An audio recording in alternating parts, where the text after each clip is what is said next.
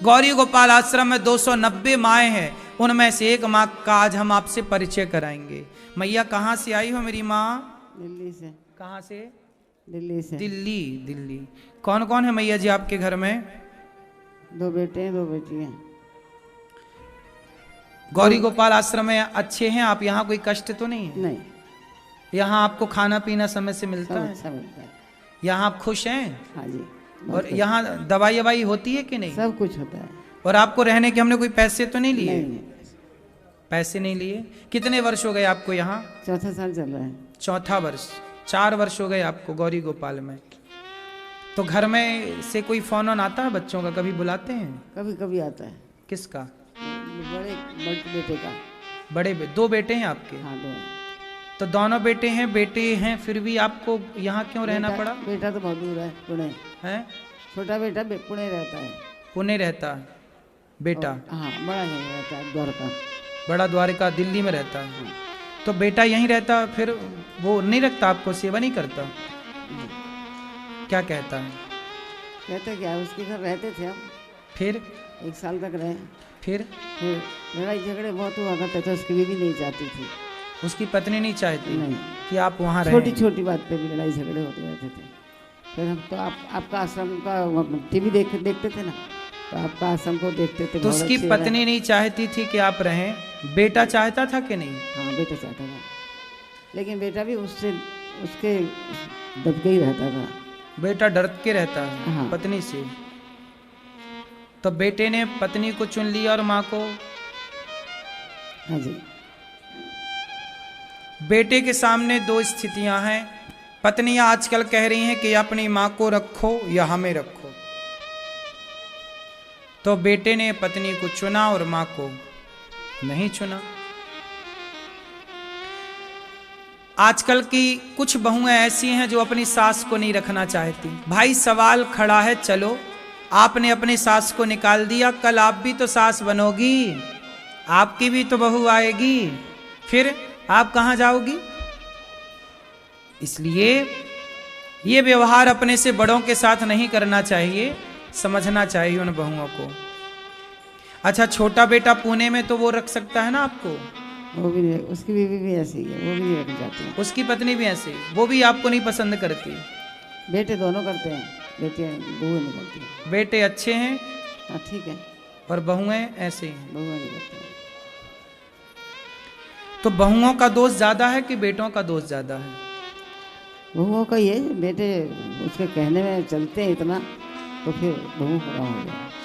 तो बहू के कहने पे बेटा चल रहा है, ये तो दोष बेटे का हुआ ना? हाँ।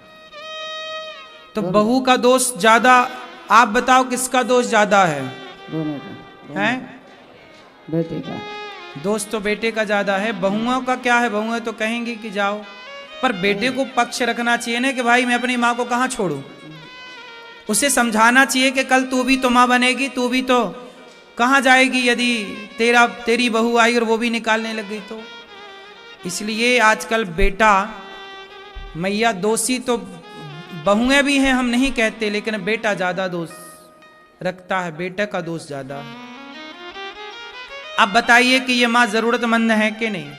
अब बहुएं देखो नहीं चाहती रहना रखना, अब बहुएं नहीं चाहती तो बेटे को भी लगा के ठीक है तुम भी जाओ। उनके तो खर्चे ही कम हो गया ना उनका, जबकि माँ का खर्चा कितना है? 4 रोटी का खर्चा है, जरा सी जगह लगेगी सोने को। लेकिन बच्चे इतना भी नहीं समझते। 4 वर्ष से मैया यहाँ रह रही हैं। इन 4 सालों में कभी बेटे ने कहा नहीं कि माँ चलो? नहीं, एक बार भी नहीं। एक बार भी नहीं बोला?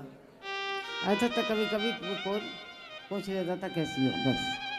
फोन लगा के पूछता है कैसी हो? अब नहीं लगा था, काफी दिन से नहीं आया फोन। अभी फोन नहीं आया कई समय से? बहुत टाइम से नहीं आया। कभी बेटे ने नहीं कहा कि माँ चलो? अब बताइए ये माँ जरूरतमंद है कि नहीं? जोर से। यदि ये माँ जरूरतमंद है तो बताइए, नहीं अपने बेटों ने नहीं रखा, पर गौरी गोपाल आश्रम में ये 4 वर्ष से रहती हैं और ये दास अनिरुद्ध के पांव दबाकर इनकी सेवा करता है। आप सब जो सहयोग करते हैं, आप सबके सहयोग के बल पर इन माओं को रोटी मिलती है, दवाई मिलती है, इन माओं को यहाँ सुव्यवस्थाएं जो हैं वो व्यवस्थाएं मिलती हैं। भगवान से आपसे मेरी प्रार्थना है, भगवान के चरणों में आपसे मेरी एक विनती है कि आप भी 2 पैसे कमाओ तो इन माओं के लिए जरूर निकालना। गौरी गोपाल आश्रम में जो सेवाएं चल रही हैं, इन बेसहारा माओं को आपके द्वारा सहारा मिले, आपका साथ मिले, इन माओं को रहने की व्यवस्था आपके द्वारा मिले।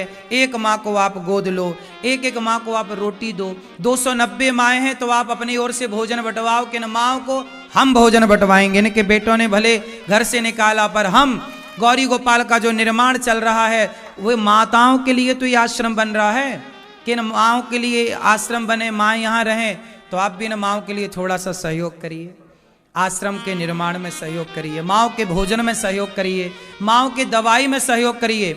बताइए न, माओं के लिए दिया गया दान, आपका धन उससे घटेगा कि बढ़ेगा? इन माओं की दुआएं आपको मिलेंगी कि नहीं? मैया आप यहीं रहिए मेरी माँ। ये दास अनिरुद्ध आपकी सेवा करता, खुश हैं कि नहीं? बहुत खुश। आप यहाँ खुश हैं? बहुत खुश। हम तो परेशान नहीं करते आपको? नहीं बिल्कुल नहीं। हाँ? नहीं। ये दास अनिरुद्ध जितनी सेवा बन पड़ती है माओं की करता है। आपसे प्रार्थना है आप भी इन माओं के लिए अपने इन हाथों को बढ़ाओ, कमाई का कुछ हिस्सा सेवा से जोड़ो। यही पुण्य है, इन्हीं पुण्य से, इन्हीं के आशीर्वाद से आपके जीवन में सुख शांति आएगी। पुण्य कमाओ। आओ हम किसी एक माँ को गोद लेते हैं, आओ हम किसी एक माँ को रोटी